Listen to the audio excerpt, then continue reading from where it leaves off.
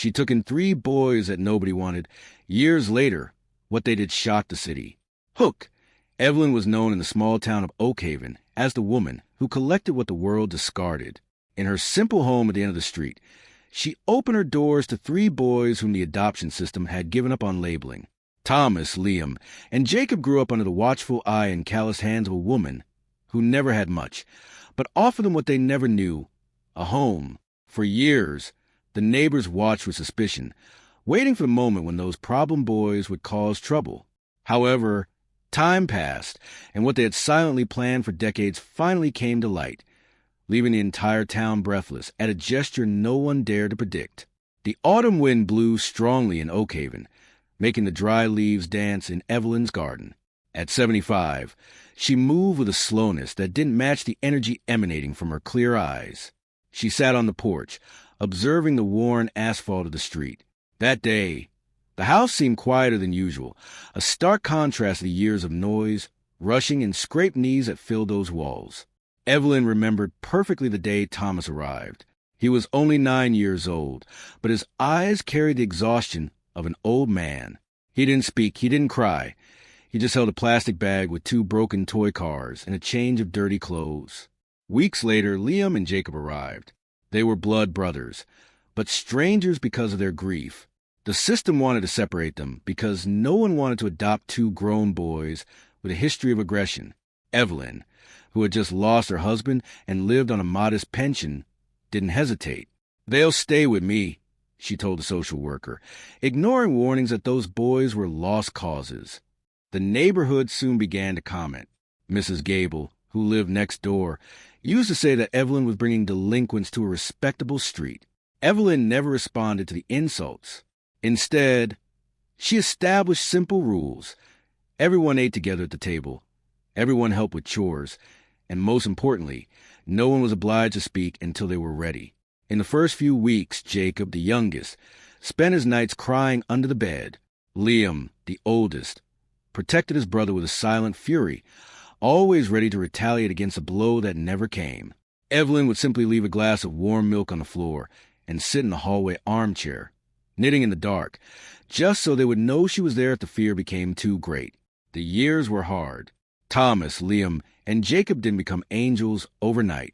There were broken windows, school suspensions, and heated arguments that made Evelyn's hands tremble. But for every mistake, there was a just consequence, never accompanied by shouting. Only a silent disappointment that hurt the boys more than any punishment. "I believe in you," she would say, even when they didn't believe in themselves. She worked 2 jobs, sewing on the side and cleaning offices at night, to ensure they had new books and shoes that didn't pinch their toes. One night, when the 3 were already teenagers, Evelyn fell seriously ill. Pneumonia kept her bedridden for weeks.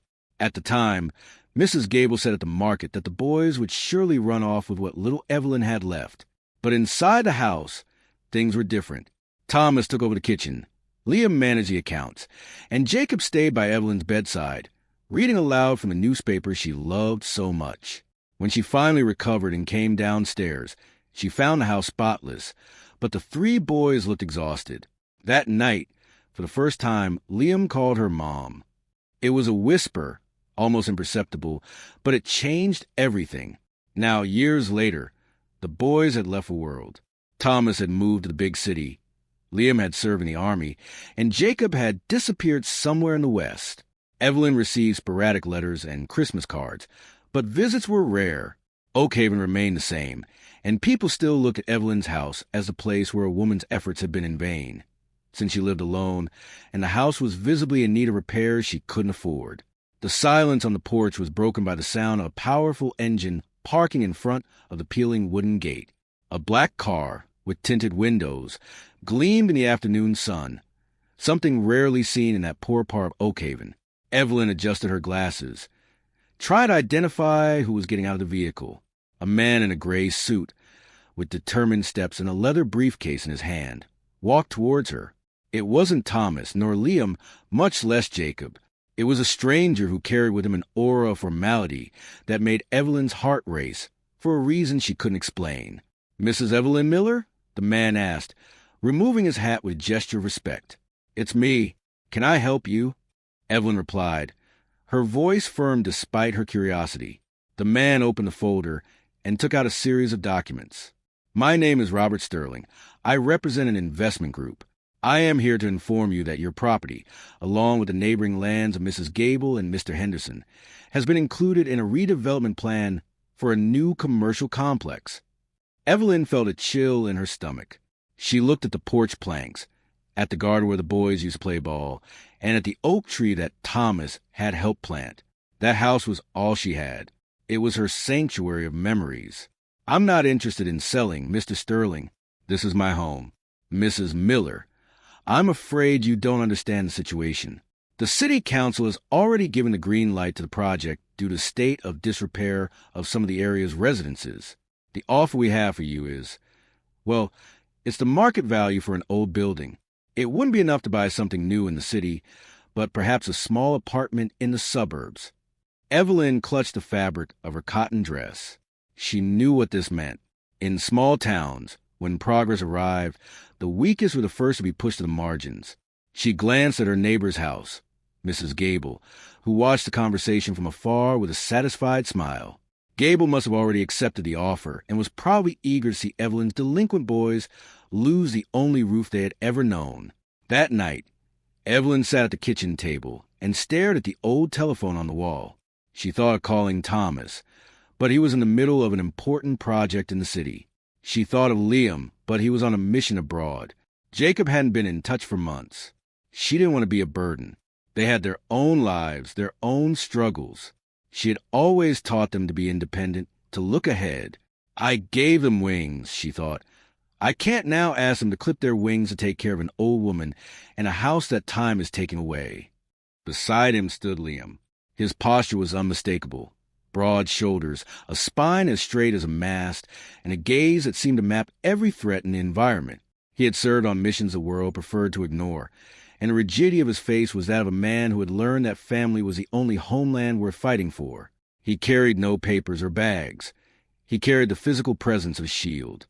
And leaning against the fender of the car, behind was Jacob. For years, rumors in Oakhaven had said he was imprisoned or dead in some mass grave. But there he was, wearing reinforced work pants, boots covered in mud from some distant construction site, and a worn canvas jacket. Jacob didn't have Thomas's suit or Liam's medal, but he had the callous hands of someone who had learned to build a world with brute force. The mischievous smile, the one that used to disarm Evelyn's punishments, still shone on his face, but now it carried a new depth, a calmness of someone who knows exactly what he is about to do. Evelyn opened the door, her hands trembling so much that the key fell to the floor. She stepped out onto the balcony, her chest heaving in disbelief. Boys, what are you doing here? I told you on the phone that everything was settled. I didn't want to bother you. You never knew how to lie to us, Mom, Thomas said, leaping up the porch steps in 2 bounds. He enveloped her in a hug that wasn't just a gesture of affection, but a protective embrace. The scent of his expensive cologne mingled with the smell of coconut soap Evelyn always wore, and for a second, she felt invincible again. Liam then approached, removing his sunglasses and kissing Evelyn's forehead with an almost solemn bow. We've heard about Mr. Sterling's project. In fact, Mother, we haven't just heard about it. We've followed every step, every board meeting, and every threat he's made against this house over the last 6 months. But there's nothing we can do, my children. Evelyn sobbed, her tears finally overcoming the barrier of exhaustion. They say the house is condemned. That progress needs to pass over the street. They have court orders. Progress will pass through here. Yes, Mrs. Evelyn. Jacob interrupted, approaching with a spatula and a bucket of paint he'd snatched from one of the trucks. He began scraping the graffiti off the gate with controlled fury. But it won't be the way those suits planned in their air-conditioned offices. They wanted progress? Well, they're in for the biggest shock this city has ever seen. At that exact moment, Mr. Sterling emerged from the corner. He walked with his briefcase under his arm, sporting the cynical smile of someone who already felt like he owned the block. He stopped in front of the group, adjusting his tie, visibly uncomfortable with the presence of those 3 men who bore no resemblance to the defenseless old woman he was accustomed to intimidating.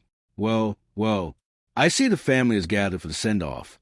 Sterling said, trying to maintain an air of superiority. Mrs. Miller, I hope the suitcases are already in the hallway. The demolition tractor arrives promptly at 8 tomorrow.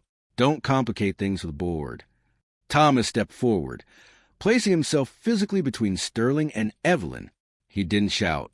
He didn't even change his tone of voice, which made his words even more terrifying.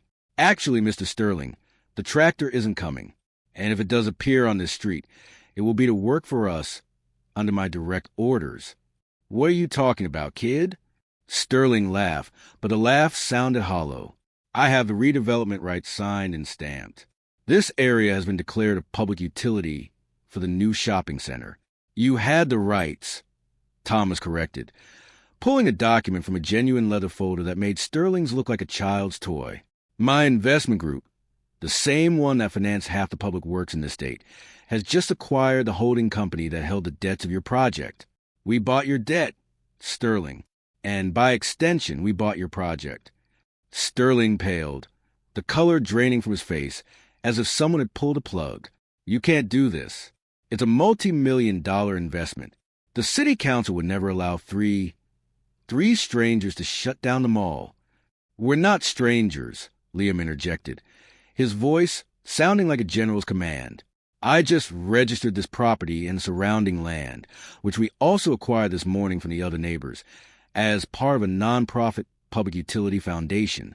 The city council has already received the notification. This house is now ground zero for a foster care center for young orphans. Jacob pointed to the trucks that were finally beginning to open their doors, revealing solid oak beams, marble, bulletproof glass, and state-of-the-art construction equipment. And do you know where the money came from, Sterling? It came from every extra hour I worked in the coal mines, every contract Thomas closed, and every paycheck Liam saved in combat. The three of us decided that the progress of the city won't be measured by luxury stores, but by the number of boys who won't have to sleep under a bed out of fear. Sterling took a step back, the briefcase falling from his hands onto the asphalt. Mrs. Gable, watching everything, felt the world crumble. The boys she had called trash had returned as the kings of the city. But the biggest surprise was yet to come, hidden inside one of the smaller trucks that had just parked. Mrs. Gable and the other neighbors stood motionless, observing the defeat etched on Sterling's face. The silence in the street was so profound that one could hear the creaking of the wooden beams on the trucks. Evelyn, still supported by Thomas and Liam, looked at her sons with a mixture of pride and astonishment. She couldn't process the magnitude of what was happening. Those boys, whom she had taken in when they were nothing more than frightened shadows, were now the architects of the entire neighborhood's destiny. What does this mean, Thomas? Evelyn asked, her voice trembling.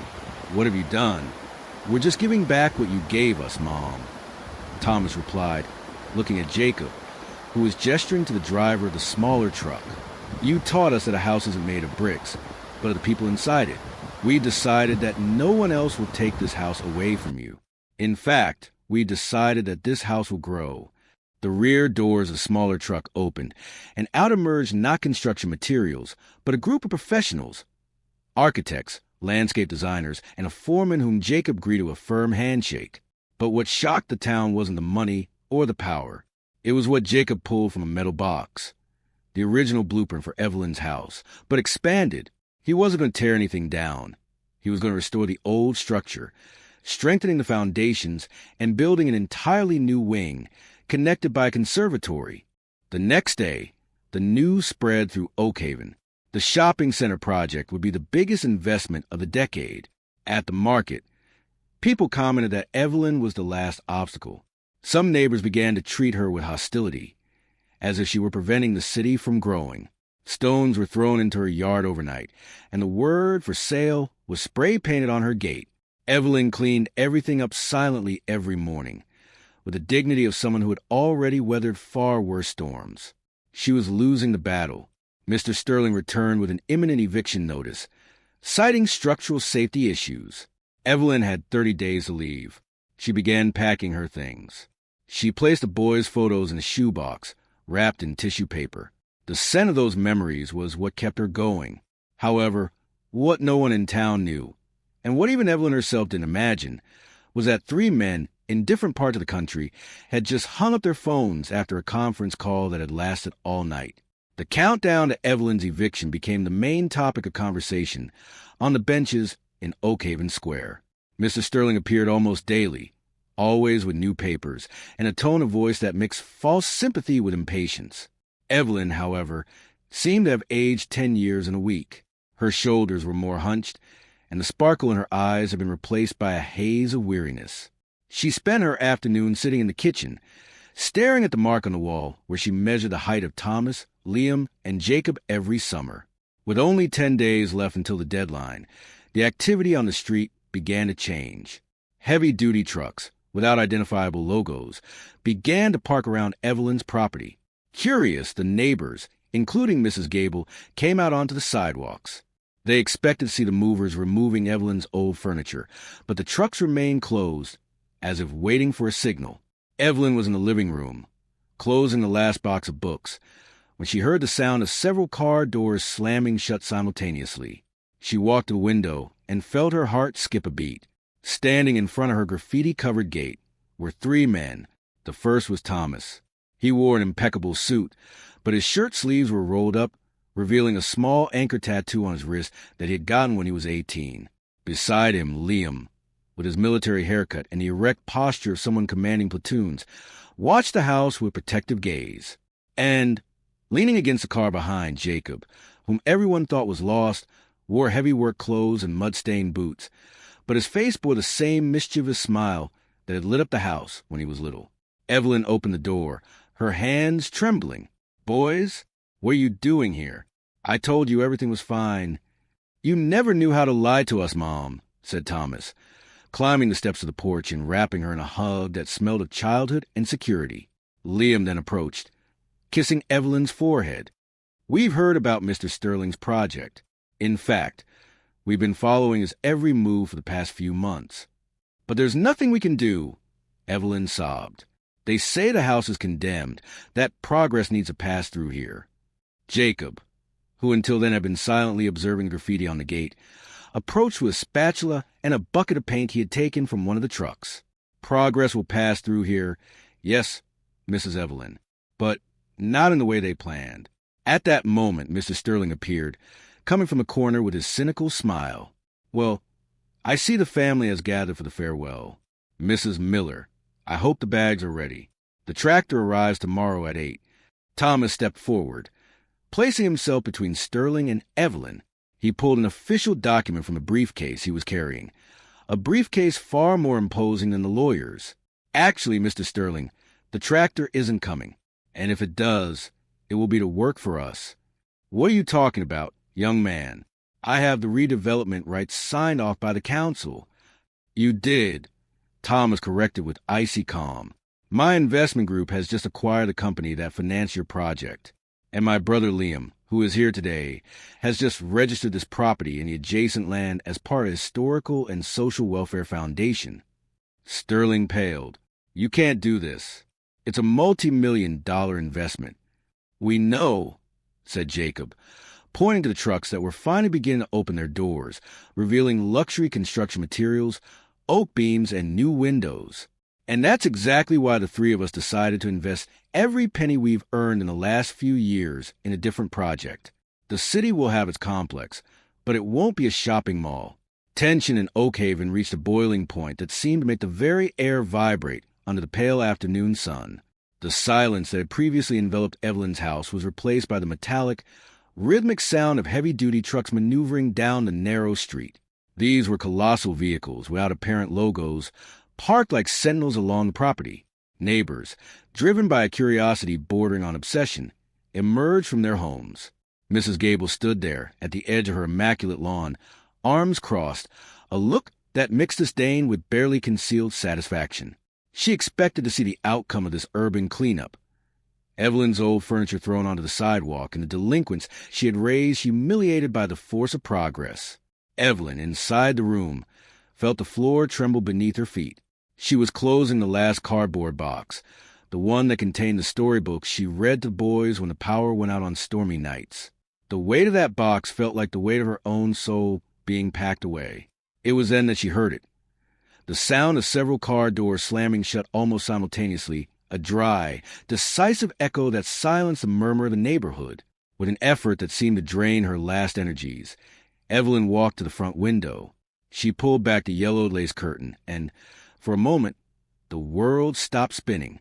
Standing in front of the graffiti-covered gate, lined up as if ready for a final battle, were three men. The first to step forward was Thomas. He was no longer the scrawny boy who had food in his pockets for fear of starvation. He wore a tailored dark gray suit that exuded a quiet, cosmopolitan authority. However, as he approached, he rolled up his shirt sleeves with a practical movement, revealing the faded tattoo of a small anchor on his wrist. The symbol he had chosen at 18 to vow that he would never again be swept away by the current. His eyes, once fleeting, now fixed on the house with fierce determination. Mr. Sterling tried one last gambit, babbling about zoning codes and environmental permits. Liam stepped forward, crossing his arms. The mere presence of the military man made the lawyer take 2 steps back. All the permits were approved by the mayor an hour ago, Liam said. He was quite interested in the positive publicity of transforming a rundown area into the most modern social welfare center in the country. No shopping mall, Sterling. Just a home. As Sterling walked away, humiliated, Mrs. Gable tried to approach him, forcing a weak smile, attempting to apologize for years of disdain. But Thomas merely looked at her with a polite indifference that hurt more than any insult. He didn't need revenge. Victory lay in his mother's embrace. Jacob began coordinating the team. Within minutes, the graffiti on the gate was covered with a layer of fresh paint. The previously neglected garden began to be cleaned by hired men. But amidst all the commotion, Evelyn noticed something. Jacob was gazing at the horizon, at the road leading to the city center, with an expectant expression. "Something's missing, isn't it?" Evelyn whispered to him. Jacob smiled, that smile that held secrets. "We're missing the guest of honor, Mother. The one who's really going to make Mrs. Gable fall off the balcony in surprise." A chartered bus pulled up around the corner. It wasn't an ordinary bus. It bore the logo of a Chicago foundation. When the vehicle stopped, the doors opened and 10 boys between 7 and 12 years old stepped off in a line. They looked exactly like Thomas, Liam, and Jacob years ago. Humble clothes, hunched shoulders, and wary looks. "They're the first ones," Liam said, his voice choked with emotion. "They have nowhere to go. The system was going to separate them today. Thomas bought their time. Jacob built the place. And I'll make sure nobody lays a finger on them while they grow up." Evelyn looked at the boys. She saw herself decades ago, facing 3 broken hearts. The town's shock wasn't about the house renovation, nor the fortune of Evelyn's sons. It was about the fact that those 3 lost causes had returned to transform the small town of Oakhaven into the only place in the world where being an orphan didn't mean being invisible. Gemini said, the afternoon in Oakhaven fell like a golden mantle upon the house's new facade, which now gleamed with restored woodwork and expansive windows overlooking the garden. What had once been a neglected property had become the beating heart of the town. The murmur of distrust from the neighbors was replaced by a reverent silence. Mrs. Gable, watching from the gap in her curtain, had nothing more to say. The boys she had judged as rubbish had built an empire of goodness over which she had no power. Evelyn sat in her new armchair on the veranda, but she wasn't alone. Around her, Thomas, Liam, and Jacob shared the space with the 10 new boys who had just arrived. The table was laden with food, just as Evelyn had always prepared it. But this time she didn't have to work 2 jobs to put food on it. Her sons, the 3 pillars she had supported with love and sacrifice, took care of every detail. Thomas, the executive who now ran the foundation, explained to the children that they would have a future there. Liam, with a protective presence, taught the oldest how to polish shoes with dignity. And Jacob, his hands still dirty from work, showed a boy how to plant an oak sapling, ensuring that the roots of that family would extend for generations. The outcome of that story shocked the city not because of the wealth displayed, but because of the lesson in loyalty. Oakhaven learned that the most valuable investment anyone can make is not in buildings or shopping malls, but in people whom everyone else has given up on loving. Evelyn looked up at the sky, feeling the gentle breeze, and realized that her mission was accomplished. She was no longer just the owner of an old house. She was a matriarch of a lineage of men who transformed pain into purpose. As the sun set, the lights of the House of Hope came on, illuminating the entire street, proving that the love it embraces is the only progress that truly matters.